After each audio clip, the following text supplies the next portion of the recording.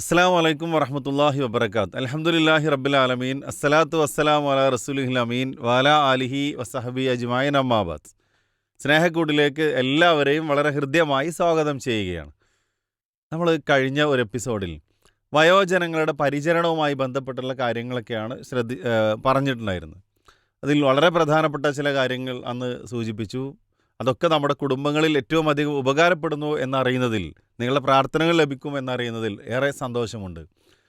അതിൻ്റെ മറ്റൊരു ഭാഗങ്ങൾ കൂടി നമ്മൾ ശ്രദ്ധിക്കേണ്ടതില്ലേ എന്ന ചില ചോദ്യങ്ങളിൽ നിന്നാണ് ഇന്നത്തെ ഈ ഒരു എപ്പിസോഡ് ഇൻഷാ അല്ലാഹ് നമ്മൾ ഉദ്ദേശിക്കുന്നത്. നമ്മോടൊപ്പം പങ്കുചേരുന്നത് ബഹുമാനനായ സയ്യിദ് സാറാണ്. നിങ്ങൾക്ക് എല്ലാവർക്കും വേണ്ടി അദ്ദേഹത്തിനെ സ്വാഗതം ചെയ്യണം. അസ്സലാമു അലൈക്കും. വലൈക്കും അസ്സലാം. കുടുംബവുമായി ബന്ധപ്പെട്ട കാര്യങ്ങളാണല്ലോ നമ്മൾ ഈ സ്നേഹക്കൂടിൽ ചർച്ച ചെയ്യാറുള്ളത്. അതുകൊണ്ട് തന്നെ അതിൽ വരുന്ന ഒരുപാട് കാര്യങ്ങൾ, പോസിറ്റീവ് ആൻഡ് ആൾസോ നെഗറ്റീവ്, ഇതൊക്കെ നമുക്ക് പലപ്പോഴായിട്ട് പേഴ്സണലി കിട്ടാറുണ്ട്. പീസ് റേഡിയോ ഫീഡ്ബാക്കിൽ വരാറുണ്ട്. അതൊക്കെ സന്തോഷമാണ് നമുക്ക്. അപ്പോൾ കഴിഞ്ഞ ഒരു എപ്പിസോഡിൽ വൃദ്ധരായ മാതാപിതാക്കളെ പരിചരിക്കുന്നതിൽ, പ്രത്യേകിച്ചും വീട്ടിൽ ഏറെ പ്രയാസം അനുഭവിക്കുന്നവരുടെ പ്രയാസങ്ങളെക്കുറിച്ച് നമ്മൾ പറഞ്ഞു. പക്ഷെ അതൊരു പരിപൂർണമല്ല എന്ന് എനിക്ക് തോന്നുന്നത്. അപ്പോൾ വയോജനങ്ങൾക്ക് വേണ്ടി ഒരുപാട് പദ്ധതികൾ സർക്കാർ തലത്തിൽ ഇന്ന് നിലവിൽ വന്നുകൊണ്ടിരിക്കുന്നു. വയോജന യാത്രകൾ പഞ്ചായത്ത് കേന്ദ്രീകരിച്ച് നടത്തിക്കൊണ്ടിരിക്കുന്നു. വയോജന പാർക്കുകൾ പല സ്ഥലങ്ങളിലും വന്നുകൊണ്ടിരിക്കുന്നു. അഥവാ വൃദ്ധരായ ആളുകൾക്ക് കെയറിങ് ആൻഡ് ഒരു ശ്രദ്ധ ഒക്കെ നൽകുന്ന ഒരു സർക്കാർ സംവിധാനങ്ങൾ നൽകിക്കൊണ്ടിരിക്കുന്ന ഒരു ഘട്ടത്തിലും വൃദ്ധരായ ആളുകളോട് ചോദിച്ചു കഴിഞ്ഞാൽ ദേ ആർ നോട്ട് 100% സാറ്റിസ്ഫൈഡ്. ഒരിക്കലുമല്ല. അവർ 100% സന്തോഷവാന്മാരല്ല ഈ കാര്യത്തിലൊന്നും. അവരേറെ ആഗ്രഹിക്കുന്നത് തങ്ങളുടെ ഏറ്റവും അടുത്ത ആളുകളിൽ നിന്നും ഇതൊക്കെ ലഭിക്കണമെന്നുള്ളതാണ്. അവിടെ കഴിഞ്ഞ എപ്പിസോഡ് നമ്മൾ ക്ഷമയെക്കുറിച്ച് പറഞ്ഞു, പരിചരിക്കുമ്പോൾ ക്ഷമയെക്കുറിച്ച് പറഞ്ഞു. അതുപോലെ അവിടെയുള്ള ക്ലീനിങ്നെസ്സിനെ കുറിച്ച്, വൃത്തിയെക്കുറിച്ച് നമ്മൾ പറഞ്ഞിട്ടുണ്ട്. അതിന് ലഭിക്കുന്ന പ്രതിഫലത്തിനെ കുറിച്ച് നമ്മൾ പ്രതിപാദിച്ചിട്ടുണ്ട്. അള്ളാഹുവാണ് അതിന് പ്രതിഫലം നൽകാനുള്ളത്. നമ്മുടെ ഇവിടെ ഒരുപക്ഷെ കുത്തുവാക്കുകൾ കേൾക്കേണ്ടി വരും. ഉപകാരം ചെയ്തതിന് നേരെ വിപരീതമായ കാര്യങ്ങളൊക്കെ നമ്മൾ കേൾക്കേണ്ടി വരും. അതൊക്കെ സഹിച്ച് ക്ഷമിച്ച് മുന്നോട്ട് പോകണം എന്നൊക്കെയാണ് സാർ അന്ന് നമ്മളോട് പറഞ്ഞത്. അതിൻ്റെ വളരെ പ്രധാനപ്പെട്ട ഒരുപാട് കാര്യങ്ങൾ ഇനിയുമുണ്ട് എന്നാണ് വിചാരിക്കുന്നത്. ആ മേഖലയിലേക്കും നമുക്ക് ചർച്ച ഉണ്ട്. ഇവിടെ ഷമീർ സാർ, നമ്മൾ ശ്രദ്ധിക്കാതെ പോകുന്ന ഒരു ആംഗിൾ എന്ന് പറഞ്ഞാൽ, ഏജിങ് ഉണ്ടാക്കുന്ന, പ്രായം കൂടുക എന്നുള്ളത് ഉണ്ടാക്കുന്ന പ്രശ്നങ്ങൾ. ഏജിങ് എന്നുള്ളത് ഒരു പ്രോസസ്സാണല്ലോ. പ്രായമാവുക എന്നുള്ളത് ഒരു പ്രോസസ്സാണ്. അതിലേറ്റവും പ്രധാനപ്പെട്ട ഒരു വിഷയം എന്ന് പറഞ്ഞാൽ മാനസിക സംഘർഷങ്ങളാണ്. ഒന്ന്, ശാരീരികമായിട്ടുള്ള അവശത. അത് സ്വാഭാവികമായിട്ടും ഏജിങ്ങിൽ ഉണ്ടാവും. അവിടെ മാനസികമായിട്ടുള്ള സംഘർഷങ്ങൾ കൂടി വരുമ്പോൾ പെട്ടെന്ന് അത് നമ്മുടെ ശരീരത്തെ ബാധിക്കും അല്ലേ. പലരും റിട്ടയേർഡ് ആയില്ലേ, ഒരു പണിയില്ലല്ലേ, വെറുതെ കാണില്ലേ. അതായത് നെഗറ്റീവ് സ്ട്രോക്ക് കൊടുക്കുന്നവരുടെ എണ്ണം കൂടുകയാണ്. ഇപ്പം ഞാൻ കോളേജിൽ നിന്ന് റിട്ടയേർഡായി, അത് എൻ്റെ കാര്യം പറയല്ല. അപ്പോൾ റിട്ടയേർഡിനൊരു ഗ്രൂപ്പുണ്ട്. ആ ഗ്രൂപ്പിൽ എന്നെ അംഗമാക്കാൻ വേണ്ടിയിട്ട് എൻ്റെ കോളേജിലെ ടീച്ചേഴ്സ് ശ്രമിച്ചു. അതിൽ അംഗമായി. പക്ഷെ ഞാൻ അതിൽ വല്ലാതെ കയറാറില്ല. അതിന് ചില കാരണമുണ്ട്. കാരണം ഞാൻ അവരിൽ നിന്ന് എനിക്ക് കിട്ടുന്ന ഫീഡ്ബാക്ക് അല്ലെങ്കിൽ അവിടെ നടക്കുന്ന ചർച്ചകൾ പലപ്പോഴും നെഗറ്റീവ് ആവാനുള്ള സാധ്യത കൂടുതലാണ്. അതായത് നമ്മളെ കാര്യമൊക്കെ കഴിഞ്ഞു, ഇനിയിപ്പോൾ മരിക്കാനായി എന്നുള്ള രൂപത്തിലുള്ള ചിന്ത ഉദ്ദീപിപ്പിക്കുന്ന സംസാരങ്ങൾ കൂടുതൽ വരാൻ സാധ്യത അവിടെ കാണുന്നുണ്ട്. അതുകൊണ്ട് വളരെ ആക്റ്റീവായിട്ടുള്ള, എനർജറ്റിക് ആയിട്ടുള്ള യുവാക്കളുടെ കൂടെ നടക്കാനാണ് എനിക്കിഷ്ടം. ഞാൻ എൻ്റെ കാര്യം എന്തിനാണ് പറയണതെന്ന് വെച്ചാൽ, നമുക്ക് പ്രായമായിട്ടുണ്ടെങ്കിലും നമുക്കിവിടെ ഒരുപാട് കാര്യങ്ങൾ ചെയ്ത് തീർക്കാനുണ്ട്. ബോധപൂർവം ഞാൻ പറയുന്നത്. അപ്പോൾ അത് പോസിറ്റീവ് എനർജി തരുന്ന ആളുകളുടെ കൂടെയാണ് നമ്മൾ നടക്കേണ്ടത്. ഞാൻ ചോദിക്കട്ടെ, അപ്പോൾ നിങ്ങളെ കാണുമ്പോൾ, നിങ്ങൾ യുവാവാണ്, അപ്പോൾ ആ യുവാവിൻ്റെ കൂടെ സംസാരിക്കുമ്പോൾ അതെനിക്ക് നൽകുന്ന ഒരു ഊർജ്ജമുണ്ട്. അങ്ങനെ സമാനതയുള്ള ഒരുപാട് യുവാക്കളുടെ കൂടെയാണ് എൻ്റെ ഏറ്റവും പ്രധാനപ്പെട്ട സമയം ഞാൻ ചിലവഴിക്കുന്നതെങ്കിൽ ഞാൻ വൈബ്രൻ്റ് ആവും, ഞാൻ എനർജറ്റിക് ആവും. നേരെ മറിച്ച് നടക്കുമ്പോൾ മര്യാദക്ക് നടക്കാൻ പ്രയാസമുണ്ട്, ഇരിക്കുമ്പോൾ മര്യാദക്ക് ഇരിക്കാൻ പ്രയാസമുണ്ട്, എല്ലാറ്റിലും പ്രയാസങ്ങൾ സ്വയം അനുഭവിക്കുകയാണ്. എന്നിട്ട് അവരുടെ അല്ലലും അലട്ടലും നിരന്തരം ഷെയർ ചെയ്യാണ്. അവരുടെ കൂടെ നമ്മൾ സഞ്ചരിക്കുമ്പോൾ സ്വാഭാവികമായിട്ടും ഞാനും ഇപ്പോൾ ഏകദേശം ആ പ്രായമായല്ലോ, റബ്ബേ, ഞാൻ അള്ളാഹുവിൻ്റെ അനുഗ്രഹത്തിന് വിപരീതമായി സംസാരിക്കുകയല്ല ഞാൻ പറയുന്നത്. നമ്മളെപ്പോഴും എനർജറ്റിക് ആവണം. അള്ളാഹു നമുക്ക് നൽകിയ ഏറ്റവും വലിയ അനുഗ്രഹം എന്താണ്? എനർജിയാണ്. മരണം വരെ അള്ളാഹു അത് നിലനിർത്തണമെങ്കിൽ നമ്മൾ ശുക്ർ ചെയ്യണം. നമ്മൾ ഈ രംഗത്തു നിന്ന് പിൻവാങ്ങാൻ പാടില്ല. അപ്പോൾ ആത്മവിശ്വാസം ഉണ്ടാക്കി കൊടുക്കുക എന്നുള്ളതാണ് പ്രായം ചെന്ന ആളുകൾക്ക് നമ്മൾ കൊടുക്കേണ്ട ഏറ്റവും വലിയ മെസ്സേജ്. പ്രത്യേകിച്ച് നമ്മൾ രോഗിയൊക്കെ സന്ദർശിക്കാൻ ചെല്ലുമ്പോൾ ചില ആളുകൾ ആകെ ക്ഷീണിച്ചു പോയല്ലോ, എന്താ ഇപ്പോൾ നിങ്ങളെ കഥ, ഈ രൂപത്തിൽ അവരുടെ ഉള്ള എനർജിയെ ശോഷിപ്പിക്കുന്ന രൂപത്തിലുള്ള പരാമർശങ്ങൾ, മോശപ്പെട്ട സംസാരങ്ങൾ നടത്താറുണ്ട്. അതുകൊണ്ടായിരിക്കണം പ്രവാചകൻ സല്ലല്ലാഹു അലൈഹി വസല്ലം പോലും പറഞ്ഞത്, നിങ്ങൾ കുറേ നേരം രോഗീൻ്റെ അടുത്ത് പോയി നിൽക്കരുത്, വേഗം അവിടുന്ന് എണീറ്റ് പോരണം. കാരണം നെഗറ്റീവ് സ്ട്രോക്കാണ് അതിൻ്റെ സൈക്കോളജി. അപ്പോൾ പോസിറ്റീവ് കൊടുക്കുക, പ്രാർത്ഥിക്കുക, സൂപ്പറായിട്ടുണ്ട്, പെട്ടെന്ന് അള്ളാഹു ഷിഫയാക്കി തരും, നിങ്ങൾ ബേജാറാവണ്ട, ഇതൊക്കെ ഇതിനേക്കാളും വലിയ ഗൗരവമുള്ള രോഗമൊക്കെ വന്നിട്ട് അത് സുഖമായില്ലേ, ഇങ്ങനെ ഇല്ലെങ്കിൽ പോലും അതൊന്ന് പറഞ്ഞു കൊടുത്താൽ അവരൊന്ന് കാണാം പിന്നൊന്ന് ഉഷാറാവണേ. അപ്പോൾ ഒരാൾക്ക് നമുക്ക് കൊടുക്കാൻ പറ്റുന്ന ഏറ്റവും വലിയ സംഗതി കോൺഫിഡൻസ് ബൂസ്റ്റിംഗ് ആണ്. അപ്പോൾ പ്രായം ചെന്ന ആളുകളെ പരിചരിക്കുമ്പോൾ നമ്മൾ ശ്രദ്ധിക്കേണ്ടത് അവർക്ക് പോസിറ്റീവ് സ്ട്രോക്കുകൾ, ആത്മവിശ്വാസം വളർത്തുന്ന സംസാരങ്ങൾ. ഇപ്പോൾ പീസ് റേഡിയോയിലൊക്കെ എത്ര നല്ല പ്രോഗ്രാമുകൾ വരുന്നുണ്ട്, അത് ഒന്ന് ഇൻസ്റ്റാൾ ചെയ്ത് കൊടുക്കുക. ഞാൻ കൗൺസിലിങ്ങിനൊക്കെ വരുന്ന സന്ദർഭത്തിൽ ആളുകളോട് ചോദിക്കുന്ന ചില ചോദ്യങ്ങളുണ്ട്. ഈ സംഗതികൾ നിങ്ങൾക്കുണ്ടോ ചോദിക്കും. അപ്പോൾ അതിനെ പരിഹാരം എന്താണ്, പരിഹാരം പറഞ്ഞു കൊടുക്കണ്ടേ. അപ്പോൾ ആ പരിഹാരമായിട്ട് പ്രായം ചെന്ന ആളുകൾക്ക് ഇത് കൊടുക്കുമ്പോൾ അവർക്ക് എന്ത് ചെയ്യും, പോസിറ്റീവായിട്ടുള്ള ഒരുപാട് എനർജി ഇത്തരം സംസാരങ്ങളിൽ നിന്ന് കിട്ടും എന്നുള്ളതിൽ ഒരു തർക്കവുമില്ല. അതാണ് നമ്മൾ ചെയ്യേണ്ട ഒന്നാമത്തെ കാര്യം. അറിവിനേക്കാളും സ്കില്ലുകളെക്കാളും പ്രാധാന്യമുള്ളത് എന്താണെന്ന് ചോദിച്ചു കഴിഞ്ഞാൽ അവിടെ നമുക്ക് ഒരേ ഒരു ഉത്തരമുള്ളൂ, അത് സെൽഫ് കോൺഫിഡൻസ് ആണ്, ആത്മവിശ്വാസമാണ്. നമ്മുടെ ഓരോ പ്രവർത്തനങ്ങളും നമ്മളെ കൂടെയുള്ള ആളുകൾക്ക് ആത്മവിശ്വാസം പകർത്തുന്നതാണോ എന്ന് നമ്മൾ പരിശോധിക്കണം. പ്രത്യേകിച്ചും നമ്മുടെ വീടുകളിലുള്ള മുതിർന്നവരാവട്ടെ ചെറിയ കുട്ടികളാവട്ടെ, ഞാൻ രണ്ടും ചേർത്ത് പറയുകയാണ്.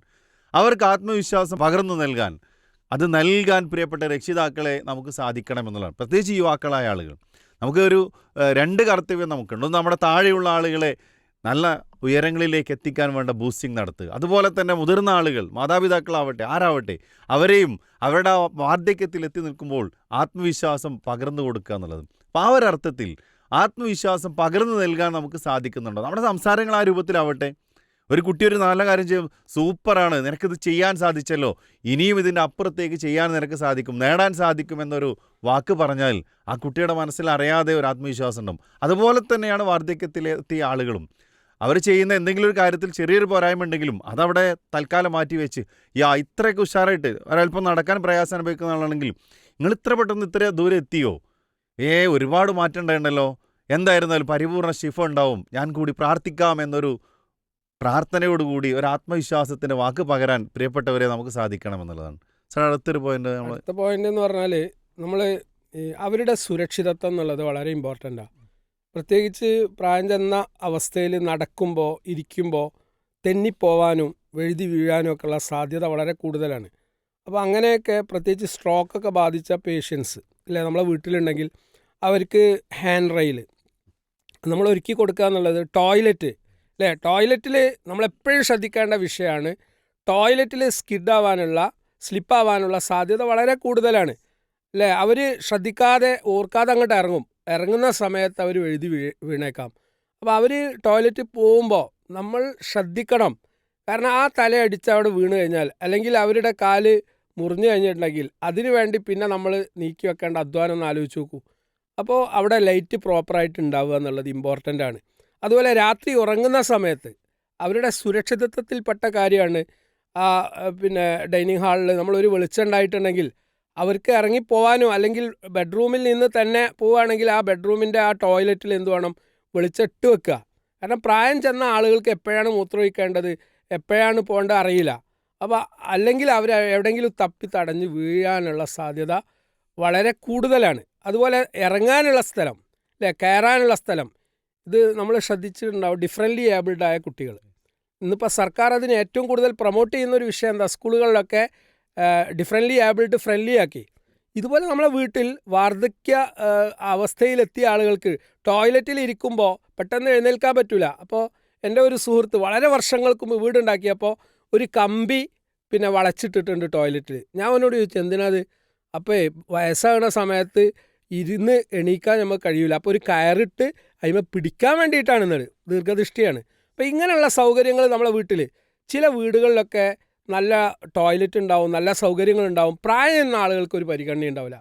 അവർക്ക് വേണ്ട എല്ലാ സൗകര്യങ്ങളും നമ്മൾ എത്ര വലിയ സൗകര്യങ്ങളിൽ ജീവിക്കുകയാണെങ്കിലും ഉണ്ടാക്കി കൊടുക്കുക എന്നുള്ളത് നമ്മുടെ ബാധ്യതയാണ്. പ്രായം ചെന്നവർ അതൊക്കെ നമ്മളോട് പറയണമെന്നില്ല. അവർക്കുള്ളിൽ വിഷമം ഉണ്ടാവും.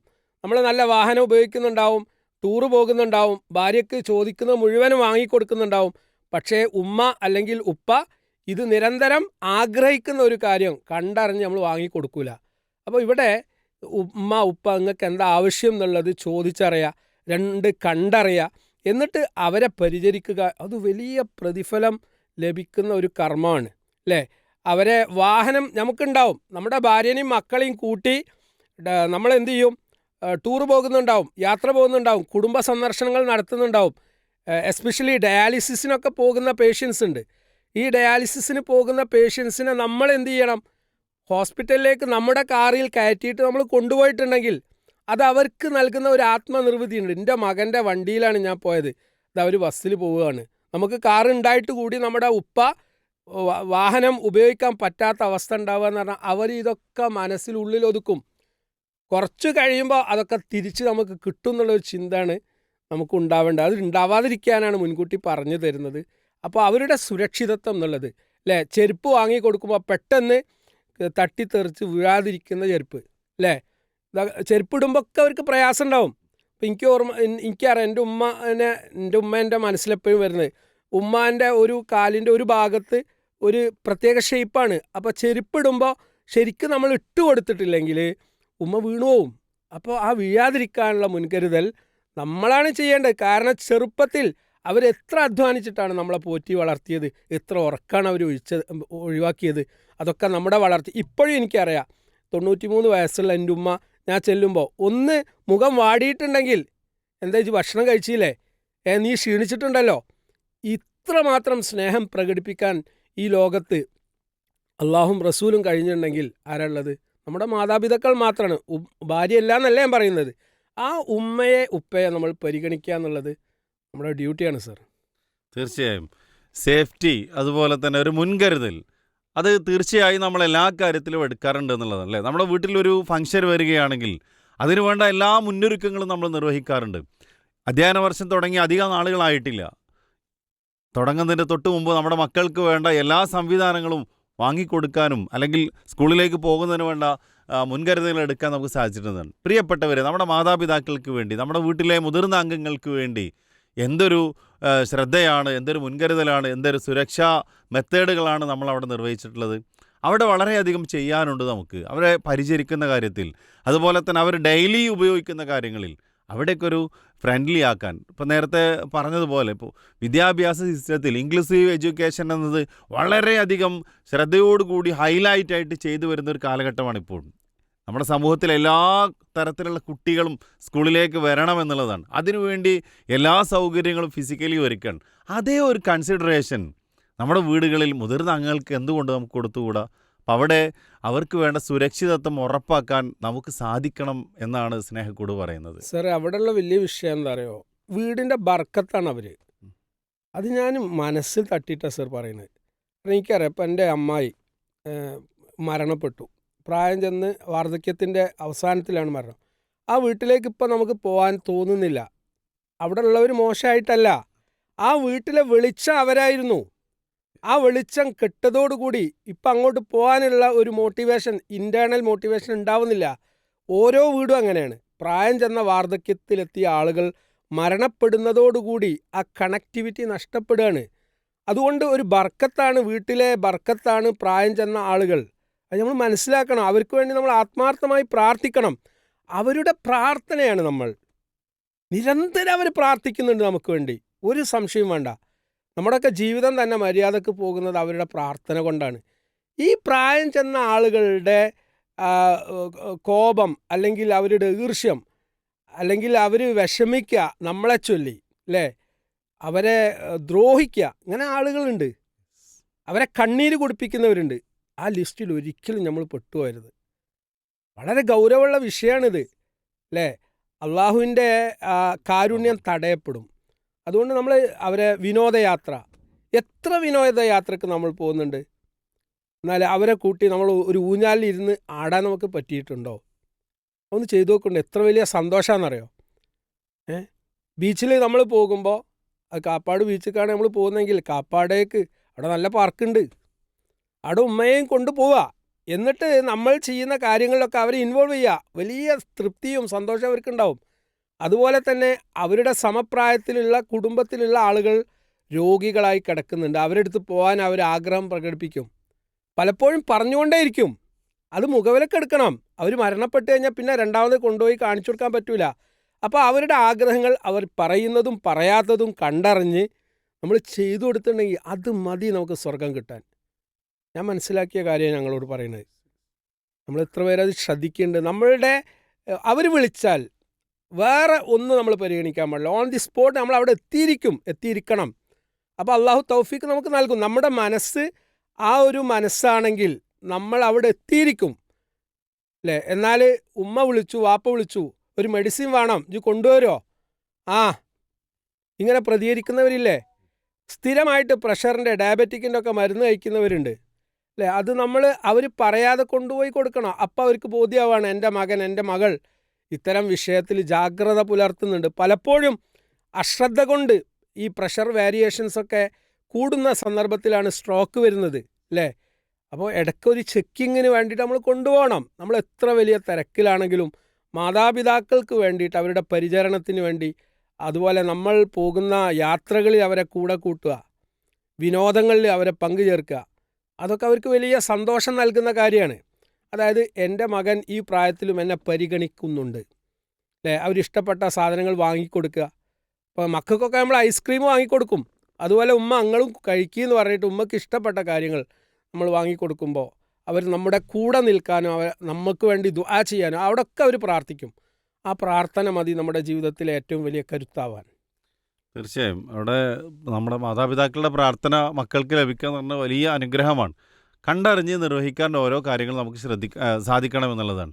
മക്കളായ നമുക്ക് നമ്മുടെ ബാധ്യതയാണത്. അതിലുപരി ഓരോ കാര്യങ്ങളിലും അവർ പറയാതെ തന്നെ കണ്ടറിഞ്ഞ് ചെയ്യാൻ, അതുപോലെ അവരുടെ താല്പര്യങ്ങൾക്ക് മുഖവിലക്കെടുക്കാനും അതിന് പരിഹാരം കണ്ടെത്താനും നമുക്ക് സമയം കണ്ടെത്തുകയും സാഹചര്യങ്ങൾ ഒരുക്കുകയും ചെയ്യണമെന്നുള്ളതാണ്. സർ, ഇത് പറയുമ്പോൾ എനിക്ക് തോന്നുന്നത്, ഇപ്പോൾ നമ്മൾ ചില വീഡിയോകളിലൊക്കെ കാണാറുള്ള കാഴ്ചകൾ അല്ലേ, സ്വന്തം മാതാവിനെ സ്വത്തിൻ്റെ കാര്യത്തിലൊക്കെ അത് ലഭിക്കാൻ വേണ്ടിയിട്ട് പിന്നെ ഒപ്പിടിയിക്കുന്നു, അത് കഴിഞ്ഞാൽ ഇവരെ റോഡുകളിൽ തള്ളുന്നു. ഇപ്പം അടുത്ത് വരെ കേരളത്തിൽ അങ്ങനെയുള്ള വാർത്തകൾ വരുന്നുണ്ട്. ഇതൊക്കെ ഒരു കൊടും ക്രൂരതയല്ലേ ശരിക്കും അവരോട് ചെയ്യുന്നത്? മാത്രമല്ല, അവിടെ നമ്മൾ മനസ്സിലാക്കേണ്ടത് എന്താ അറിയോ, ഈ അനീതി നമ്മൾ പ്രവർത്തിച്ചാൽ അതിൻ്റെ ശിക്ഷ ഈ ദുനിയാവെന്ന് തന്നെ അള്ളാഹു സുബ്ഹാനഹു വ തആല നമുക്ക് കാണിച്ചു തരും. ഈ അനന്തര സ്വത്ത് ഒരു വലിയ വിഷയമാണ് സർ. അധികം ആളുകളും പ്രായം ചെല്ലുന്ന ഘട്ടത്തിൽ അവരെ ഒപ്പ് വാങ്ങിയിട്ട് അത് കൈക്കലാക്കുന്ന ആളുകളുണ്ട്. അവരൊന്നും ജീവിതത്തിൽ ഒരു സമാധാനം ഉണ്ടാവില്ല. നമുക്ക് അവകാശപ്പെടാത്ത ഒരു സെൻറ്റ് ഭൂമി അനധികൃതമായി നമ്മൾ വാങ്ങിയിട്ടുണ്ടെങ്കിൽ, അല്ലെങ്കിൽ സ്വീകരിച്ചിട്ടുണ്ടെങ്കിൽ, അല്ലെങ്കിൽ ഒരാളെ പറ്റിച്ചുണ്ടാക്കിയിട്ടുണ്ടെങ്കിൽ അത് മതി നമ്മുടെ ജീവിതത്തിൻ്റെ ബർക്കത്ത് നഷ്ടപ്പെടാൻ. ഒരു രോഗം കിട്ടിയാൽ പോരെ, അല്ലെങ്കിൽ മക്കൾക്ക് കിട്ടിയാൽ പോരെ അല്ലേ. ഇതൊക്കെ നമ്മൾ ചിന്തിക്കേണ്ട വിഷയമാണ്. അപ്പോൾ അത്തരം വിഷയങ്ങളിൽ അനന്തര സ്വത്തുമായി ബന്ധപ്പെട്ട വിഷയത്തിൽ ഉമ്മ മരണപ്പെട്ടതിന് ശേഷം, അല്ലെങ്കിൽ ഉപ്പ മരണപ്പെട്ടതിന് ശേഷമാണ് അനന്തര സ്വത്ത്. ചില ആളുകളുണ്ട്, എൻ്റെ അവകാശം കൊണ്ട് തരി. അവനക്ക് എന്താ അവകാശമുള്ളത്? അനന്തര സ്വത്ത് എപ്പോഴാവുന്നത്? അയാൾ മരണപ്പെട്ടതിന് ശേഷമാണ്. അതിനു മുമ്പ് ഭാഗം വെക്കാനുള്ള നിയമമുണ്ടോ? ഞാൻ മനസ്സിലാക്കിയിട്ടില്ല. അപ്പോൾ നമ്മൾ കൃത്യമായിട്ട് അറിയേണ്ടത്, മാതാപിതാക്കളെ പരിചരിക്കും എന്നുള്ള അർത്ഥത്തിൽ ഭൂമി കൈക്കലാക്കുന്നവരുണ്ട്. അവർ വളരെയധികം ശ്രദ്ധിക്കണം. ഇപ്പോൾ ബാപ്പ മരണപ്പെട്ടതിന് ശേഷം ആ തറവാട് ഭാഗം വെക്കുകയാണ്. ഭാഗം വെക്കുന്ന സമയത്ത് ഉമ്മയെ നോക്കണം എന്നുള്ള ഉത്തരവാദിത്തത്തിൽ വീട് എഴുതി കൊടുക്കുന്നു, അവകാശം കൊടുക്കുന്നു. വീട് സ്വന്തം പേരിലായതിനു ശേഷം പിന്നെ ഉമ്മക്ക് ആ വീട്ടിൽ സ്ഥാനമില്ല. ആ ഉമ്മ വഴന്ന് കിടക്കുന്ന അവസ്ഥ വരികയാണ്. സ്വാഭാവികമായിട്ടും അതൊരു വലിയ ഹെഡേക്കായിട്ട് മാറും. കാരണം ഒരു ചതിയാണ് അവിടെ നിർവഹിക്കപ്പെട്ടത്. അതിന് ഒത്താശ ചെയ്യുക പലപ്പോഴും മകനാവില്ല, മരുമകളായിരിക്കും. അപ്പോൾ മരുമക്കൾ മനസ്സിലാക്കേണ്ടത്, സ്വന്തം ഉമ്മയാണ് വീട്ടിൽ നിന്ന് പുറത്തിറക്കിയിട്ട് വേറെ പല വീടുകളിലും തണ്ടാനുള്ള അവസ്ഥ ഉണ്ടാക്കുന്നത്. ഇതെത്രമാത്രം ഭീകരാണെന്നറിയോ? അവരെ മനസ്സെത്ര നോവെന്നറിയോ? ആ നോവ് വേറെ പരീക്ഷണമായിട്ടാണ് നമുക്ക് വരാൻ സാധ്യത എന്നാണ് നമ്മൾ മനസ്സിലാക്കേണ്ടത്. ഇതൊക്കെ ഇത്തരത്തിലുള്ള അനവധി കേസുകൾ കൗൺസിലിങ്ങിനൊക്കെ എത്തുന്നുണ്ട്. അതാണ് ഞാൻ അങ്ങനെ വൈകാരികമായിട്ട് സംസാരിക്കുന്നത് സർ. തീർച്ചയായും അങ്ങനെയുള്ള നം- അനുഭവങ്ങളാണ് ആ, നമ്മൾ സെർച്ച് നമ്മളെ ചെയ്യേണ്ടത്. ജീവിതത്തിൽ നമ്മൾ നേർക്കാഴ്ച. അപ്പോൾ ഞാൻ പലപ്പോഴും പറയാറുണ്ട്, നിങ്ങൾ അനന്തരസ്വത്തുമേ കളിച്ചിട്ടില്ലേ? അപ്പോൾ പറയാണ്ട് അവകാശപ്പെട്ടത് അല്ലേ, ചില പെങ്ങന്മാർക്ക് കൊടുക്കേണ്ട ഓഹരി ഇരട്ടി ഓഹരി മറ്റോ എടുത്തിട്ടുണ്ടാവും. അതും എൻ്റെ കണ്ണായ സ്ഥലമായിരിക്കും അവൻ അവകാശപ്പെടുത്തിയത്. ആ പാവപ്പെട്ടവളുടെ പ്രാർത്ഥന അല്ലേ, മർദ്ദിതൻ്റെ പ്രാർത്ഥന എന്നുള്ളത് ചില്ലറ കാര്യമാണോ? അപ്പോൾ ഇതൊക്കെ നമ്മൾ സൂക്ഷ്മത പുലർത്തേണ്ട കാര്യമാണ്. ക്രിസ്തു എന്ന് പറഞ്ഞ നീതിയാണ് അല്ലേ. ആ വിഷയത്തിൽ ഖുർആൻ്റെ അധ്യാപനം വളരെ വലുതല്ലേ. അപ്പോൾ അതൊക്കെ നമ്മൾ സൂക്ഷിക്കേണ്ട വിഷയമാണ്. അപ്പോൾ നമ്മൾ പറഞ്ഞു വന്ന വിഷയം അതാണ്. പ്രായം ചെന്ന ആളുകൾ നമ്മുടെ വീട്ടിൽ അവർ കെടാൻ പോകുന്ന വിളക്കുകളാണ്. അവർക്ക് മാക്സിമം സ്പേസ് നമ്മുടെ ജീവിതത്തിൽ നമ്മൾ കൊടുത്തേ പറ്റൂ. അത് മക്കളും കാണാം, മരുമകളും കാണാം, വീട്ടിലുള്ള എല്ലാവരും കാണണം. ആഘോഷ പരിപാടികൾ, സൽക്കാരങ്ങൾ, കല്യാണങ്ങൾ, അതുപോലെ സാമൂഹ്യ ഇടപെടലിനുള്ള അവസരങ്ങൾ, അത് നമ്മൾ ശ്രദ്ധിക്കേണ്ട വിഷയമാണ്. കല്യാണത്തിന് മുമ്പ് എല്ലാവരും പോവും. ഈ ഉമ്മനെയും ഉപ്പനെയും കൊണ്ടുപോവാം. അവർക്ക് ആഗ്രഹമുണ്ട്, ഞാനും പോന്നോട്ടെ ചോദിക്കും. നിങ്ങളവിടെ ഇരുന്നോളി, അതൊന്നും ഇപ്പം അങ്ങ് കഴിയൂല അല്ലേ. ആ അവസ്ഥ നമുക്ക് വന്നാൽ എങ്ങനെ ഉണ്ടാവും സർ? നമ്മൾ ആഗ്രഹിച്ച ഒരു വിവാഹത്തിന് അല്ലെങ്കിൽ ഒരു ചടങ്ങിന് നമുക്ക് പോകാൻ നമ്മളുടെ കയ്യോ കാലോ പൊട്ടിയിട്ട് നമുക്ക് പോകാൻ പറ്റിയിട്ടില്ലെങ്കിൽ എത്ര വിഷമം നമുക്കുണ്ടാവും. അതാണ് നമ്മൾ ചിന്തിക്കേണ്ടത്. എമ്പതി എന്ന് പറഞ്ഞാൽ അതാണ്. എമ്പതി എന്ന് പറഞ്ഞാൽ സഹാനുഭൂതി. ഒരാളുടെ പ്രയാസം നമ്മുടെ പ്രയാസമായി കാണാൻ, മാതാപിതാക്കളുടെ പ്രയാസം നമ്മുടെ പ്രയാസമായി കാണാൻ നമുക്ക് പറ്റിക്കഴിഞ്ഞാൽ ഈ പ്രശ്നങ്ങളൊക്കെ പരിഹരിക്കും. ഇതാണ് നമ്മൾ ചെയ്യേണ്ട ഏറ്റവും വലിയ നന്മ. അവർക്ക് പരിചരണം കൊടുക്കേണ്ട ആളുകളിൽ നിന്നും ചൂഷണങ്ങൾ ഉണ്ടാകുമ്പോൾ അത് ഏറെ ആഘാതമാണ് അവർക്ക് ഉണ്ടാക്കുക എന്നുള്ളതാണ്. അത് ആർക്കായാലും അങ്ങനെ തന്നെയാണ്. നമ്മൾ ശ്രദ്ധിക്കേണ്ട ഒരാൾ നമ്മൾ നേരെ ചൂഷണം ചെയ്യുന്ന ഒരു അവസ്ഥ എത്തിക്കഴിഞ്ഞാൽ അതിൻ്റെ ഒരു അവസ്ഥ നിങ്ങൾ ആലോചിച്ച് നോക്കൂ. അപ്പം അതുകൊണ്ട് പ്രത്യേകിച്ചും നമ്മൾ ശ്രദ്ധിക്കേണ്ട ഒരു മേഖലയാണ്, നമ്മൾ കൈവെക്കേണ്ട അല്ലെങ്കിൽ നമ്മുടെ മുഖവിലക്ക് എടുക്കേണ്ട ഒരു മേഖലയാണത്. ഒരാളെയും ചൂഷണം ചെയ്തു കഴിഞ്ഞാൽ അത് ഏത് രൂപത്തിൽ ചൂഷണം ചെയ്താലും ശരി, അതിൻ്റെ ഒരു അസമാധാനവും അല്ലെങ്കിൽ എന്നും അതിൻ്റെ പ്രയാസങ്ങൾ പേറിക്കൊണ്ടായിരിക്കേണ്ടി വരും പിന്നീടുള്ള ജീവിതകാലം മുഴുവൻ നമ്മൾ നീക്കി വെക്കേണ്ടത് എന്നുള്ളതാണ്. അപ്പം അതുകൊണ്ട് പ്രത്യേകിച്ച് നമ്മുടെ മാതാപിതാക്കളുടെ കാര്യത്തിൽ അവരൊരിക്കലും നമ്മൾ ചൂഷണം ചെയ്യാൻ പാടില്ല എന്നുള്ളതാണ്. അത് സ്വത്തുകൾ തട്ടിയെടുക്കാനോ അതല്ലെങ്കിൽ മറ്റെന്തെങ്കിലും നേട്ടങ്ങൾ നേടാനോ ഒരു ഉപകരണമാക്കി അവരെ മാറ്റിക്കഴിഞ്ഞാൽ അതിനേക്കാളും അപ്പുറത്തുള്ള പല ഉപകരണങ്ങളാക്കി നമ്മുടെ മക്കൾ നമ്മളെ മാറ്റിയേക്കാം എന്നുള്ളൊരു ചിന്ത നമുക്കവിടെ വേണമെന്നുള്ളതാണ്. സാമൂഹിക ബന്ധത്തിനെ കുറിച്ച് നമ്മൾ പറഞ്ഞു. ഇപ്പോൾ നമ്മളെ മുതിർന്ന ആളുകൾ ഏറെ ആഗ്രഹിക്കുന്നുണ്ട് അവരുടെ കൂടെ ഉണ്ടായിരുന്ന ആളുകൾ, അതല്ലെങ്കിൽ അവർക്ക് ഏറ്റവും വേണ്ടപ്പെട്ട ആളുകൾ, അവരൊക്കെ കാണാനും അതോടൊപ്പം അവരുടെ കൂടെ സമയം ചെലവഴിക്കാനൊക്കെ പലപ്പോഴും അങ്ങനെയുള്ള അവസരങ്ങളൊക്കെ തടയപ്പെടുകയാണ്. എൻ്റെ ഒരു അനുഭവം ഞാൻ പറഞ്ഞത്, എൻ്റെ ഒരു സുഹൃത്ത്, അദ്ദേഹം അടുത്ത ദിവസം പറഞ്ഞ എൻ്റെ ഉപ്പൻ്റെ ചങ്കാണ് നിങ്ങളെന്ന് പറഞ്ഞു. അത് ബോധപൂർവമാണ് അദ്ദേഹം പറഞ്ഞത്. ആ സംഗതി, ആ സ്റ്റേറ്റ്മെൻറ്റ് മാത്രമാണ് അദ്ദേഹം നടത്തിയത്. അതിനുശേഷം ഇദ്ദേഹത്തിൻ്റെ ഉപ്പനെ, ഈ ആരോടാണോ ഇത് പറയപ്പെട്ടത് ആ വ്യക്തി ഇദ്ദേഹത്തിൻ്റെ ഉപ്പനെ കാണാൻ വേണ്ടി ചെന്നു, ഓട്ടോ വിളിച്ച് ചെന്നു. എന്നിട്ട് പറഞ്ഞു, നിങ്ങളെ മോൻ എന്നോട് പറഞ്ഞത് എന്താ അറിയോ, എൻ്റെ ഉപ്പൻ്റെ ചങ്കാണ് നിങ്ങളെന്നാണ്. അപ്പോൾ ചില വാക്കുകൾ ഉണ്ടാക്കുന്ന മെസ്മരിക് വണ്ടേഴ്സ് ഉണ്ടല്ലോ, അത് വളരെ വലുതാണ്. അതിന് ഒരു ചിലവില്ലല്ലോ അല്ലേ. അതുകൊണ്ടായിരിക്കണമല്ലോ പ്രവാചകൻ സല്ലല്ലാഹു അലൈഹി വസല്ലം നിങ്ങളുടെ മാതാപിതാക്കളുടെ സ്നേഹിതന്മാരെയും സ്നേഹിതകളെയും നിങ്ങൾ ആദരിക്കണമെന്ന് പറഞ്ഞത്. സാമൂഹ്യ ബന്ധത്തിന്, കുടുംബ ബന്ധത്തിന് വലിയ പ്രാധാന്യം ഇസ്ലാം നൽകുന്നുണ്ട്. അതൊക്കെ നമ്മൾ അവഗണിച്ചു എന്നുള്ളതാണ് ഇന്ന് പിരിമുറുക്കം കൂടുന്നത്. കൗൺസിലിങ്ങിന് ആളുകൾ ഏറുകയാണ്. അതിന് കാരണം നമ്മൾ ചെയ്യില്ല. നമ്മളുടെ കടപ്പാടുകൾ, ഉത്തരവാദിത്തങ്ങൾ നമ്മൾ നിർവഹിക്കണ്ടേ, നന്മ കൽപ്പിക്കണ്ടേ, തിന്മ വിരോധിക്കണ്ടേ. സ്വന്തം കാര്യം സിന്ദാബാദ് എന്നുള്ള ആ ഒരു കംഫേർട്ട് സോണിൽ നമ്മളങ്ങനെ നിൽക്കുകയാണ് സർ അല്ലേ. അതാണ് നമ്മളെ പ്രശ്നം. മറ്റുള്ളവർക്ക് കൊടുക്കേണ്ട അവകാശങ്ങൾ നമ്മൾ കൊടുത്തേ പറ്റൂ. അതവർ ആഗ്രഹിക്കുന്നുണ്ട്. അതിലേറ്റവും പ്രധാനപ്പെട്ട വിഷയമാണത്. അതുപോലെ ഈ ഡിജിറ്റൽ വേൾഡിലാണ് നമ്മൾ ജീവിക്കുന്നത് അല്ലേ. നമ്മൾ നല്ല ഫോൺ വാങ്ങിയിട്ടുണ്ടാവും, നല്ല എല്ലാ സംവിധാനങ്ങളും നമ്മളുടെ അടുത്തുണ്ടാവും. അപ്പോൾ പ്രായം ചെന്ന ആൾ വന്നിട്ട് ഇതെന്താ മോനെ, ഒരു ആപ്ലിക്കേഷൻ എങ്ങനെ കൈകാര്യം ചെയ്യുന്നു അവർക്കറിയില്ല, മൊബൈൽ നിൽക്കണ അറിയില്ല, പാസ്വേഡ് അറിയില്ല, ഒന്നും അറിയില്ല. അപ്പോൾ നിങ്ങളിപ്പോൾ അതൊന്നും നോക്കണ്ട, അവിടെ വെച്ചാളി, ഏത് നേരം ഇത് വന്നിട്ട് ഇങ്ങനെ ചോദിക്കാമെന്ന് പറഞ്ഞിട്ട് ഒരു 4 ചാട്ടം. എത്ര വിഷമം അവരുടെ മനസ്സിലുണ്ടാവും. നമ്മൾ ചെറുപ്പത്തിൽ ഒരു ചിത്രം കണ്ടത് എൻ്റെ ഓർമ്മയിലുണ്ട്. ഒരു കുട്ടിയെ നിങ്ങൾ ചിലപ്പോൾ ശ്രദ്ധിച്ചിട്ടുണ്ടാവും, ചെറുപ്പത്തിൽ ഒരു മോന് ചോദിക്കുകയാണ്, അതെന്താണ്, ഇതെന്താണ്, മറ്റതെന്താണ്. ഇത് ഞങ്ങൾ പറയണ എന്റെ ആ മനസ്സിലിപ്പോ നിങ്ങൾ പറയുന്നത് തൊട്ട് മുമ്പ് വന്നൊരു സാധനമാണിത്. ഒരു വാർദ്ധക്യത്തിൽ എത്തിയ ആ ഒരാള് യെസ് യെസ് മകനോട് ചോദിക്കുന്ന ഒരു ആ വീഡിയോ ആ ഭയങ്കരമായിട്ട് വൈറലായിരുന്നു ഒരു 2-3 വൈറലായി. വർഷങ്ങൾക്ക് മുമ്പ്. അതായത് നമ്മൾ മറന്നുപോവാണ്. നമ്മൾ ചെറുപ്പകാലത്ത് എത്രയോ ചോദ്യങ്ങൾ നമ്മുടെ ഉപ്പയോട് ഉമ്മനോട് ചോദിച്ചു. അതിനൊക്കെ അവർ കൃത്യ മറുപടി പറഞ്ഞു തന്നിട്ടുണ്ട്. ഇപ്പം അവർ പ്രായമായ ഘട്ടത്തിൽ നമ്മളോട് ഒരു 10 ചോദ്യം ചോദിക്കുമ്പോഴേക്ക് ഈ തള്ളക്കും തന്തക്കും വേറെ പണിയൊന്നുമില്ലേ എന്ന് കയർത്ത് ചാടുന്ന ആളുടെ മാനസികാവസ്ഥ ഒന്ന് ആലോചിച്ച് നോക്കി നിങ്ങൾ. ഒരിക്കലും അത് പറഞ്ഞു പോകരുത് അല്ലേ. അതായിരിക്കും ആ ഖുർആൻ്റെ ആയത്ത് വലാ തഖുല്ലഹുമ ഉഫിൻ ചേന്ന് പോലും നീരസം ഉളവാക്കുന്ന ഒരു സംസാരങ്ങളെ ഭാഗത്തുനിന്ന് വരരുത് പറഞ്ഞാൽ അവർ ചോദിച്ചുകൊണ്ടിരിക്കും. അവരുടെ ബെല്ലും ബ്രേക്കും നഷ്ടപ്പെട്ടിട്ടുണ്ട്. അപ്പം നമ്മൾ അവരെ പരിഗണിച്ചേ പറ്റൂ. അവരുടെ പരിചരണമാണ് അടുത്ത നമ്മുടെ ജീവിതത്തിൻ്റെ ക്യാപിറ്റൽ. അതാണ് നമ്മൾ അവിടെ മനസ്സിലാക്കണം. അതുകൊണ്ട് ഡിജിറ്റലായ ഉപകരണങ്ങൾ, ഒരു മൊബൈൽ അവർക്ക് വാങ്ങിച്ചു കൊടുക്കണം. അതിന് പിന്നെ ടച്ച് സ്ക്രീൻ അറിയില്ലെങ്കിൽ മറ്റേ നമ്പർ ഉള്ളത് മതി. അവർക്ക് ആർക്കൊക്കെ വിളിക്കാനുണ്ടാവും അത് നമുക്ക് ആസ്വദിക്കാൻ സാധിക്കും. അവർ വിളിക്കുന്നത്, അവരുടെ സൗഹൃദത്തിലുള്ളവരുമായിട്ടുള്ള ചങ്ങാത്തം, അവരുടെ ഗെറ്റ് ടുഗദർ അല്ലേ. അവർക്കൊരു ഗെറ്റ് ടുഗദർ ഉണ്ട്, പങ്കെടുപ്പിക്കണം നമ്മൾ. കാരണം അവർക്ക് സന്തോഷം ഉണ്ടാകുന്ന എന്തൊക്കെ കാര്യമുണ്ട്. കല്യാണ സ്ഥലങ്ങളിലേക്ക് നമ്മൾ കൊണ്ടുപോകണം. അവരുടെ സുഹൃത്തുക്കളെ സന്ദർശിക്കാൻ നമ്മൾ കൊണ്ടുപോകണം. അവന് രോഗിയായി കിടക്കുകയാണ്, എനിക്കൊന്ന് അവിടെ പോകണമെന്നുണ്ട്. നിങ്ങൾക്ക് ഇപ്പം അതിനൊന്നും കഴിയില്ല, നിങ്ങളവിടെ കുത്തിരുന്നോളി എന്ന് പറഞ്ഞിട്ട് അത് കുറച്ച് താങ്ങി പിടിച്ച് കൊണ്ടുപോകേണ്ടി വരും. എന്നാലും നമ്മൾ കൊണ്ടുപോയിട്ട് അവരെ കാണിച്ചു കൊടുക്കണം. അത് അവർക്ക് ഉണ്ടാക്കുന്ന ഒരു സെൻസ് ഓഫ് സാറ്റിസ്ഫാക്ഷൻ ഉണ്ട് അല്ലേ. അത് പിന്നെ മരിച്ചു കഴിഞ്ഞിട്ട് ഉണ്ടാക്കി കൊടുക്കാൻ പറ്റുമോ ഷമീം സാർ? അതല്ലേ നമ്മൾ ചെയ്യേണ്ടത്? എൻ്റെ മനസ്സിൽ തോന്നിയ ചിന്തയാണ് ഞങ്ങളോട് ഷെയർ ചെയ്യുന്നത്.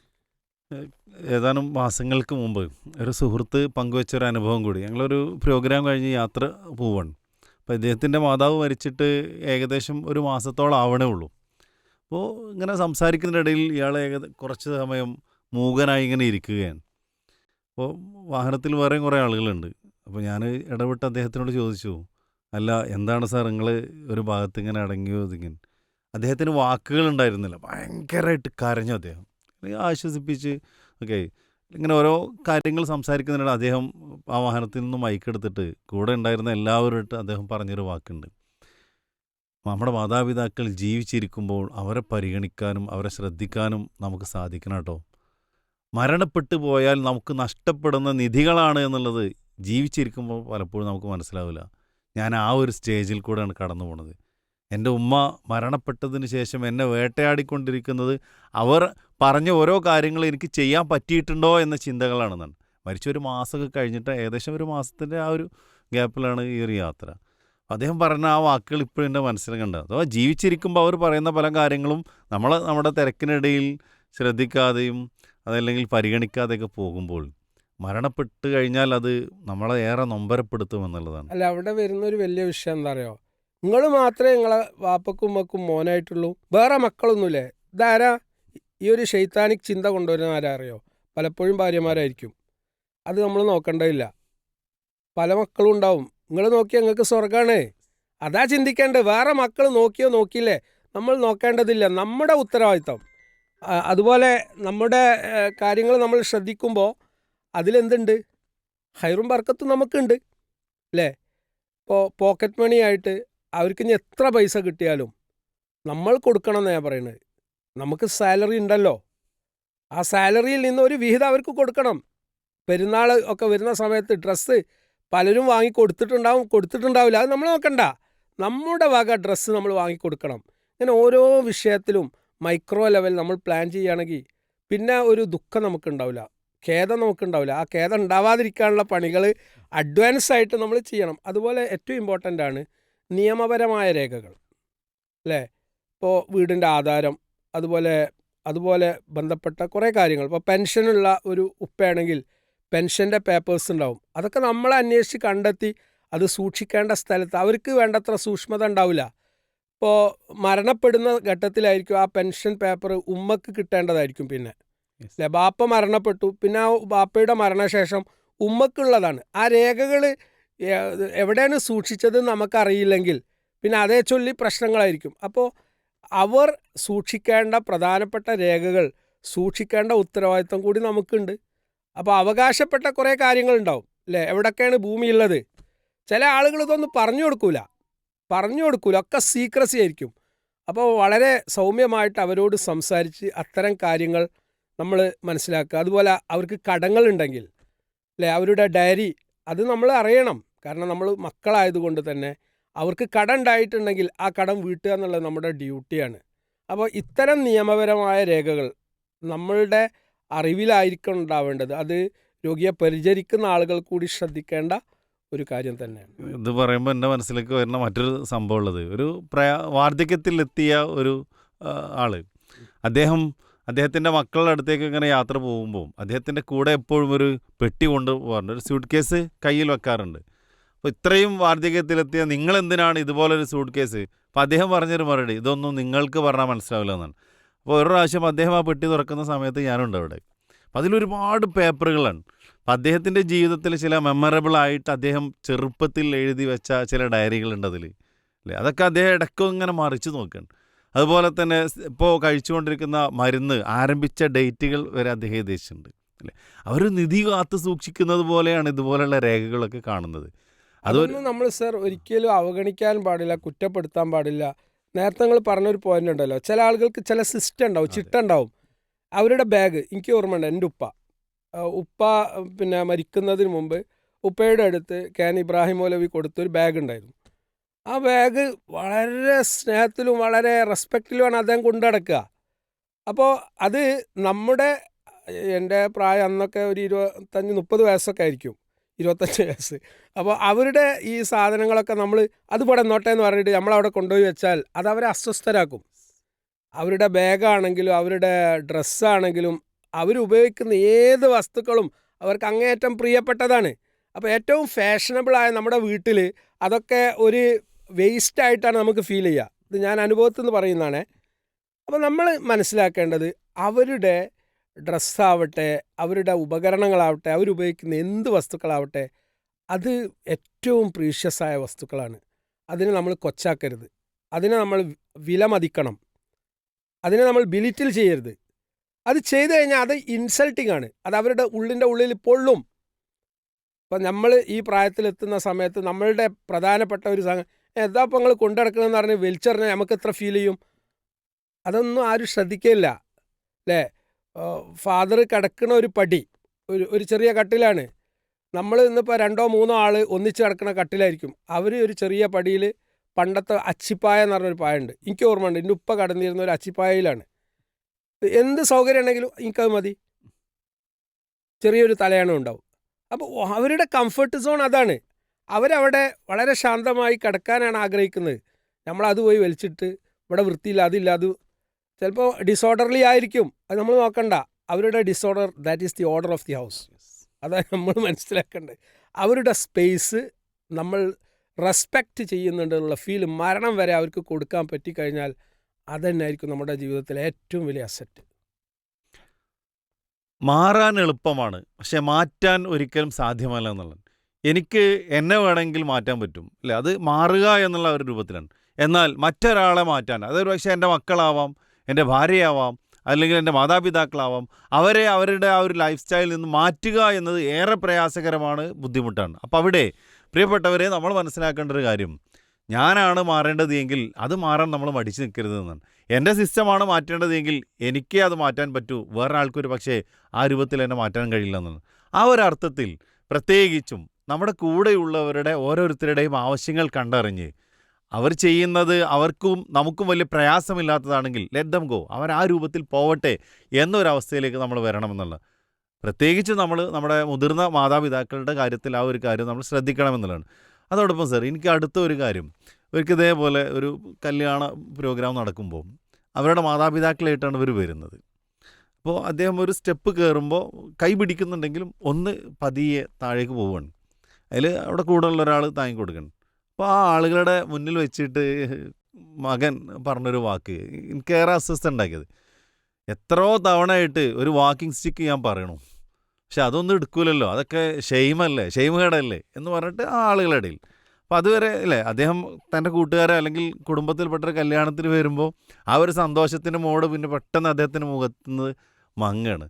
അപ്പോൾ വാർദ്ധക്യത്തിലെത്തിയാൽ ഒരു വാക്കിംഗ് സ്റ്റിക്ക് വേണമെന്ന് നമ്മൾ പലപ്പോഴും ആഗ്രഹിക്കുന്നു, പക്ഷെ അത് ഉപയോഗിക്കുന്ന ആളുകൾ ഒരു പക്ഷേ എനിക്ക് അതിൻ്റെ ഒന്നും ആവശ്യമില്ല എന്നുള്ളതായിരിക്കും. ഇങ്ങനെയുള്ള സാഹചര്യങ്ങളിലൊക്കെ മക്കൾ അല്ലെങ്കിൽ യുവതലമുറ എന്താണ് ശ്രദ്ധിക്കേണ്ട കാര്യം ശരിക്കും? അതിൽ എനിക്ക് തോന്നിയ ഒരു സംഗതി ഇപ്പം എൻ്റെ സ്വന്തം ലൈഫ് വെച്ച് ഞാൻ പറയാണ്, അവരുടെ ഇഷ്ടം എന്താണ് അത് അവർ പറയും. ഇപ്പോൾ എൻ്റെ വീട്ടിൽ വന്ന എൻ്റെ ഉമ്മ 10 ദിവസമാണ് നിൽക്കുന്നത് എന്ന് വിചാരിക്കുക. 10 ദിവസം കഴിയുമ്പോൾ അസ്വസ്ഥത പ്രകടിപ്പിക്കും, എനിക്ക് ഇവിടുന്ന് പോകണം. അപ്പോൾ അവരുടെ കംഫർട്ട് സോണ് പിന്നെ അടുത്ത വീട്ടിൽ പോയിരിക്കുന്നതാണെങ്കിൽ നമ്മളത് ചെയ്തു കൊടുക്കണം. അവരുടെ ഇഷ്ടമാണ് നമ്മുടെ ഇഷ്ടം. നമ്മൾ നിർബന്ധിച്ച് അവരെ ഇവിടെ പിടിച്ചിരുത്തുക, അവർക്ക് വേണ്ടിയിട്ട് കാര്യങ്ങൾ ചെയ്യുക എന്നുള്ളത് പാടില്ല. പിന്നെ വാക്കിംഗ് സ്റ്റിക്കൊന്നും അവർക്ക് വേണമെന്ന് അവർക്ക് തോന്നൂല. ഇപ്പോൾ ഈ അടുത്ത് എൻ്റെ സ്വന്തം അയൽവാസി, അദ്ദേഹത്തിന് കാലിനും ശരീരത്തിനുമൊക്കെ വാർദ്ധക്യ സംബന്ധമായ ഒരുപാട് പ്രയാസങ്ങളുണ്ട്. പക്ഷെ ഒറ്റയ്ക്ക് ഇറങ്ങി അങ്ങനെ നടന്ന് അങ്ങാടി വരെ സാധനം വാങ്ങാൻ വന്നതാണ്. അവർക്ക് അവരുടെ മനസ്സ് പറയുന്നത് എനിക്ക് അവിടെ പോകാൻ പറ്റും, സാധനങ്ങൾ വാങ്ങാൻ പറ്റും. പക്ഷെ കുറച്ച് കഴിഞ്ഞപ്പോൾ ശാരീരികമായിട്ട് അയാൾ ക്ഷീണിച്ചു. അപ്പോൾ പിന്നെ താങ്ങി പിടിച്ചിട്ടാണ് ഇപ്പോൾ കൊണ്ടുവരുന്നത്. പക്ഷെ അവരുടെ മനസ്സ് പറയില്ല എനിക്കത് കഴിയില്ല എന്ന്. അപ്പോൾ അവർ ആ നിലക്ക് യാത്ര പുറപ്പെടുമ്പോൾ അല്ലെങ്കിൽ അങ്ങാടിയിലേക്ക് വരുമ്പോൾ അവരെ കുറ്റപ്പെടുത്തല്ല വേണ്ടത്, അവർക്ക് നിയന്ത്രണം നഷ്ടപ്പെട്ടിട്ടുണ്ട്. അപ്പോൾ അതൊക്കെ നമ്മൾ ക്ഷമ അവലംബിക്കുക എന്നുള്ളത് മാത്രമാണ് അതിനുള്ള പരിഹാരം, അല്ലാതെ അവരെ കുറ്റപ്പെടുത്താൻ പാടില്ല. ഈ അല്ലേ?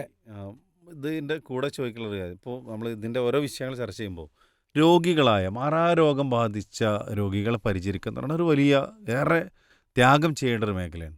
ആ ഒരു മേഖല കൂടി നമുക്ക് പറയേണ്ടതുണ്ടെന്ന് എനിക്ക് തോന്നുന്നു. അതിൽ 2 കാര്യങ്ങൾ. ഒന്ന്, രോഗിയെ പരിചരിക്കുന്നവരുടെ ആരോഗ്യം. ആയി. അതാരും ശ്രദ്ധിക്കാതെ പോകുന്നതാണ്. ഇപ്പോൾ ഒരു മരുമകൾ ഉണ്ടായിരിക്കും, അല്ലെങ്കിൽ എല്ലാറ്റിനും വിധിക്കപ്പെട്ട ഒരു സിസ്റ്റർ ഉണ്ടാവും, മാറിക്കൊടുക്കൂല. അവരെന്നും ഇത് സഹിക്കുകയാണ്. അവരുടെ ആരോഗ്യം പോലും നോക്കാതെയാണ് അവർ ഈ ബെഡ്സോറൊക്കെ വന്ന മുറിവുകൾ വന്ന രോഗിയെ പരിചരിക്കുന്നത്. പ്രത്യേകിച്ച് ക്യാൻസർ പേഷ്യൻസോ അല്ലെങ്കിൽ സ്ട്രോക്ക് പേഷ്യൻസോ ഒക്കെ ആയിക്കഴിഞ്ഞാൽ നല്ല ബുദ്ധിമുട്ടാണ് അവരെ പരിചരിക്കാൻ. നല്ല കായികാധ്വാനം വേണം. അപ്പോൾ അവിടെ നമ്മൾ അറിയേണ്ടത്, രോഗിയെ പരിചരിക്കുന്നവരുടെ ആരോഗ്യത്തിന് നമ്മൾ മുന്തിയ പരിഗണന കൊടുക്കണം, അല്ലെങ്കിൽ അവർ രോഗികളാവും. അല്ലേ? കണ്ടിന്യൂസ് ആയിട്ട് ഹോസ്പിറ്റലിൽ അഡ്മിറ്റഡ് ആയിട്ട് ട്രീറ്റ്മെൻറ്റ് ചെയ്യപ്പെടുമ്പോൾ അവരുടെ ഉറക്കം നഷ്ടപ്പെടും. അവർക്ക് കൃത്യമായി ഫുഡ് കഴിക്കാൻ പറ്റില്ല. ചില ആളുകൾ മറ്റുള്ളവരെ സർവീസ് ചെയ്യാൻ വലിയ മിടുക്കികളും മിടുക്കന്മാരും ആവും, സ്വന്തം കാര്യം നോക്കില്ല. അപ്പോൾ നമ്മൾ കുടുംബത്തിൽ ശ്രദ്ധിക്കേണ്ട ഒരു എലമെൻ്റ് എന്താണെന്ന് വെച്ചാൽ, രോഗിയെ പരിചരിക്കുന്ന ആളുകളുടെ ആരോഗ്യത്തിനും അവരുടെ മാനസിക ഉല്ലാസത്തിനും വേണ്ടിയിട്ടുള്ള കാര്യങ്ങൾ നമ്മൾ ചെയ്തു കൊടുക്കണം. ഇന്ന് താത്ത നീ നിൽക്കണ്ട, ഒരാഴ്ചകളൊന്ന് പോയി റെസ്റ്റ് എടുക്കി, നീ ഞാൻ നിന്നോളാം. ഈ രൂപത്തിലുള്ള ഒരു സബ്സ്റ്റിറ്റ്യൂട്ടിങ് നമ്മൾ ചെയ്യുക എന്നുള്ളത് വളരെ ഇമ്പോർട്ടൻ്റ് ആണ്.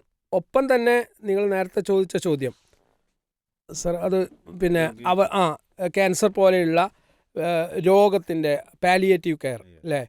അവസാന കാലഘട്ടം വരുന്ന സമയത്ത് അവർ മരണം വിളിപ്പാടകലെ അവർ പ്രതീക്ഷിക്കണം, അല്ലെങ്കിൽ വീട്ടുകാർക്കൊക്കെ ഇനിയിപ്പോൾ വലിയ പ്രതീക്ഷ ഒന്നുമില്ല. അപ്പോൾ ശരിക്കും റാഹത്തായിട്ടുള്ള ഒരു മരണമാണ് അവർക്ക് കിട്ടേണ്ടത്. പരിചരണമാണ് കൊടുക്കേണ്ടത്. ഹോസ്പിറ്റലിൽ കൊണ്ടുപോയി തള്ളിയിട്ടിട്ട് ഒന്നും കിട്ടാൻ പോകുന്നില്ല. ഡോക്ടേഴ്സും പറയും ഇങ്ങോട്ട് കൊണ്ടുവന്നിട്ട് പ്രത്യേകിച്ച് കാര്യമൊന്നുമില്ല. ഇവിടെ നമ്മുടെ മക്കൾ നമ്മുടെ ഡ്യൂട്ടീസ് ഒന്ന് ഷെയർ ചെയ്തിട്ട് ബെഡ് റിഡനായ അവസ്ഥയിൽ ഒരു മകനില്ലെങ്കിൽ ഒരു മകൻ അവിടെ ഉണ്ടാവണം എപ്പോഴും. ആ രൂപത്തിലൊരു ക്രമീകരണം, ഒരു ടൈം ടേബിൾ ഉണ്ടാക്കിയിട്ടുണ്ടെങ്കിൽ മക്കളുടെ സാന്നിധ്യത്തിൽ മരണം വരിക്കാനുള്ള മഹാഭാഗ്യം ആ ഉപ്പക്കുമ്മക്കൊക്കെ ഉണ്ടാവും. ഇത് നമ്മൾ ശ്രദ്ധിക്കാതെ പോവാറുണ്ട്. ഹോം നേഴ്സിനെ ഏർപ്പാട് ചെയ്തിട്ട് നമ്മൾ പോകുമ്പോൾ മരണത്തിൻ്റെ അവസാന യാത്രയിൽ ആ മയ്യത്ത് നമസ്കാരത്തിൽ പോലും മക്കൾക്ക് പങ്കെടുക്കാൻ പറ്റാത്ത ദുരവസ്ഥ എന്തുകൊണ്ടാണ് ഉണ്ടാവുന്നത്? മരണത്തിൻ്റെ ആ ഒരു കോളുണ്ടല്ലോ, അതിപ്പോൾ ഏകദേശം അതിൻ്റെ ലക്ഷണങ്ങളൊക്കെ കണ്ട മരണം ആസന്നമായിട്ടുണ്ട്. ഹോസ്പിറ്റലിലൊക്കെ കൃത്യമായിട്ട് ഡോക്ടേഴ്സ് തന്നെ പറയും ഇനിയിപ്പോൾ വല്ലാതെ ചാൻസ് ഇല്ല. അപ്പോൾ ഇത് കേൾക്കുമ്പോൾ ഗൾഫിലൊക്കെ ആണെങ്കിൽ നമ്മൾ ആ വാക്കുകൾ കേൾക്കുമ്പോൾ നമ്മൾ ശ്രദ്ധിക്കണം, ഗൗരവത്തിൽ കാണണം. കാരണം അവസാന നിമിഷം നമ്മളുടെ സാന്നിധ്യം വേണ്ട സമയമാണ്. അത് ഉമ്മ അല്ലെങ്കിൽ ഉപ്പ ചോദിക്കും എൻ്റെ മോനെ എവിടെ? ആ മരണം ആസന്നാവുന്ന ഘട്ടത്തിൽ അവർ ചോദിക്കുന്ന ചോദ്യമാണ് ഇത്. ഇതൊക്കെ നമ്മൾ പ്രത്യേകം ശ്രദ്ധിക്കണം. അതുപോലെ സാമ്പത്തിക രംഗത്തുള്ള സുതാര്യത, അവരുടെ പൈസ നമ്മൾ മരണത്തോടനുബന്ധിച്ച് കൈകാര്യം ചെയ്യുമ്പോൾ അത് ട്രാൻസ്പെറൻ്റ് ആവണം. മറ്റു മക്കൾക്ക് ബോധ്യപ്പെടുത്താൻ അത് കൈകാര്യം ചെയ്യുന്ന മക്കൾക്ക് സാധിച്ചിട്ടില്ലെങ്കിൽ അത് വലിയ പ്രയാസങ്ങൾ സൃഷ്ടിക്കും എന്നുള്ള പോയിൻ്റ് കൂടിയാണ് എനിക്ക് അവസാനമായിട്ട് പറയാനുള്ളത്. വളരെ വിലപ്പെട്ട ഒരുപാട് നിർദ്ദേശങ്ങളും നല്ലൊരു ചർച്ചയുമാണ് സ്നേഹക്കൂട് ഇന്ന് മുന്നോട്ട് വെച്ചത്. അഥവാ നമ്മൾ ഓരോരുത്തരും ശ്രദ്ധിക്കേണ്ട, നമ്മുടെ ജീവിതത്തിലൊക്കെ നിർബന്ധമായും അനുചരിക്കേണ്ട, അത് വന്നു പോകുന്ന ഓരോ ഘട്ടത്തിൽ നമ്മൾ സൂക്ഷ്മത പാലിക്കേണ്ട കാര്യങ്ങളെക്കുറിച്ചാണ് വാർദ്ധക്യ പരിചരണം, ഇന്നല്ലെങ്കിൽ നാളെ നമ്മൾ ആ ഒരു അവസ്ഥയിലേക്ക് എത്തേണ്ടവരാണ്. അപ്പോൾ അവിടെ നമുക്കൊരു സുരക്ഷിതമായ ജീവിതവും സമാധാനത്തോടു കൂടിയും അതുപോലെ നല്ല ആരോഗ്യത്തോടു കൂടിയിട്ടൊക്കെ ജീവിക്കുന്ന ഒരു സാഹചര്യം ഉണ്ടാവണമെന്നുണ്ടെങ്കിൽ നമ്മൾ ചെയ്യേണ്ട കർത്തവ്യങ്ങളും ഡ്യൂട്ടികളും നമ്മൾ നിർവഹിച്ചെങ്കിലേ നമുക്ക് ലഭിക്കൂ എന്നുള്ളതാണ്. ഏതായിരുന്നാലും ഒരുപാട് നല്ല നിർദ്ദേശങ്ങൾ നൽകിയ ബഹുമാന്യനായ സഹസറിനുള്ള ഹൃദ്യമായ നന്ദി ഇവിടെ രേഖപ്പെടുത്തുകയാണ്. കൂടുതൽ അറിവുകളും ആരോഗ്യം അല്ലാഹു അദ്ദേഹത്തിനും നമുക്കൊക്കെ നൽകട്ടെ എന്ന് പ്രാർത്ഥിക്കുന്നു. ഇതുപോലെയുള്ള എപ്പിസോഡുകൾ എന്തിനു വെക്കുന്നു എന്ന് ചോദിച്ചു കഴിഞ്ഞാൽ പീസ് റേഡിയോയിലെ പല പ്രോഗ്രാമുകൾക്ക് വരുന്ന കമൻറ്റുകളാണ്, കുടുംബവുമായി ബന്ധപ്പെട്ട കാര്യങ്ങളാണ് സ്നേഹക്കൂട് നമ്മൾ മുഖവിലക്കെടുക്കാറുള്ളത്, ചർച്ചയ്ക്കെടുക്കാറുള്ളത്.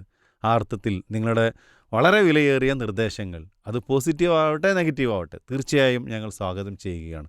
ആ നിർദ്ദേശങ്ങളാണ് ഓരോ വിഷയങ്ങൾ ചർച്ച ചെയ്യാൻ ഞങ്ങൾ സ്വീകരിക്കുന്നത് എന്നുള്ളതാണ്. അപ്പം അതുകൊണ്ട് നിങ്ങളുടെ നിർദ്ദേശങ്ങൾ തീർച്ചയായും പ്രതീക്ഷിക്കുകയാണ്, അത് വേണം എന്നാവശ്യപ്പെടുന്നു. പ്രാർത്ഥനകൾ തീർച്ചയായും ലഭിക്കുമെന്ന് പ്രതീക്ഷിക്കുകയാണ്. അള്ളാഹു നമുക്കൊക്കെ അവൻ്റെ ജന്നാത്തുൽ ഫിർദൗസ് നൽകി അനുഗ്രഹിക്കട്ടെ എന്ന് പ്രാർത്ഥിക്കുന്നു. വാർദ്ധക്യത്തിലെത്തിയ നമ്മുടെ മാതാപിതാക്കൾ, അവർക്കൊക്കെ അള്ളാഹു ദീർഘായുസ് നൽകട്ടെ, ആരോഗ്യത്തോടു കൂടിയുള്ള ദീർഘായുസ് നൽകട്ടെ. പരലോകം അള്ളാഹു വിശാലമാക്കി കൊടുക്കട്ടെ. മരണപ്പെട്ട ആളുകൾക്കൊക്കെ ഖബർ ജീവിതം ഏറ്റവും വിശാലമാക്കട്ടെ. അവരെയും നമ്മളെയും ഒക്കെ അള്ളാഹു സ്വർഗ്ഗത്തിൽ ഒരുമിച്ച് കൂട്ടുമാറാവട്ടെ. രോഗികൾക്ക് അള്ളാഹു പരിപൂർണ്ണ ശമനം നൽകി അനുഗ്രഹിക്കട്ടെ എന്ന് പ്രാർത്ഥിക്കുന്നു. വാഹിർ ദഅ്വാനാ അനിൽ ഹംദുലില്ലാഹി റബ്ബിൽ ആലമീൻ. അസ്സലാമു അലൈക്കും വറഹ്മത്തുള്ളാഹി.